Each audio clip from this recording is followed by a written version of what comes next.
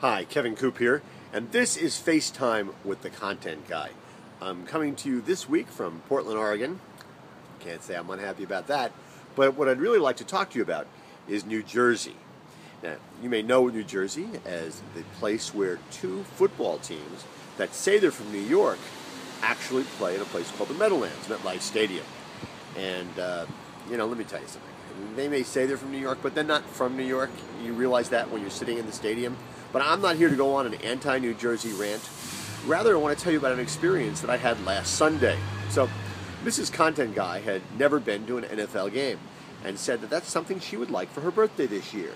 So I figured, listen, she puts up with me, so I'm going to do everything I can to make her happy. So what I did is I got tickets for last Sunday's game. It was the Jets versus the Denver Broncos. We figured it'd be nice. It was the middle of October. The weather would be good. We'd get to see Peyton Manning play. All would be good, even though it's like 6-7 weeks ahead of her birthday. And so we went. And the thing about going to an NFL game is when you tell people you're going, more often than not, people will say, well, you really get a better view of the game when you're home watching on television.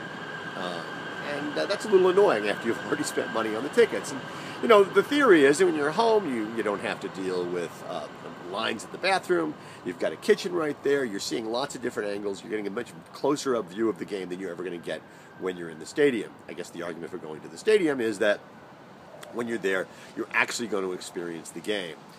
But it's something interesting. Here's what I found, and it's actually a pretty good business lesson. So we're sitting in our seats, and we're pretty high up. We're in the third level, okay, but we're pretty close to the 50-yard line. So we've got a great view of the game. And what I found is that I really like watching the game. I felt much more involved with the game that way because I was able to choose what I wanted to watch. I didn't have the networks choosing for me. I got a much more holistic view of the game, and I thought that was kind of interesting. It gave me just a different kind of appreciation for football. Now, I've been to games before, but this is the first time I really felt that as strongly. And maybe it was because the seats happen to be pretty good. But here's the business lesson. In business, you can't always count on what other people are going to tell you ought to see, what you ought to look at, what you ought to pay attention to. There's an old rule from agriculture that says that a farmer's best fertilizer is his shadow, and I think that plays for business as well. The fact of the matter is you have to see things for yourself.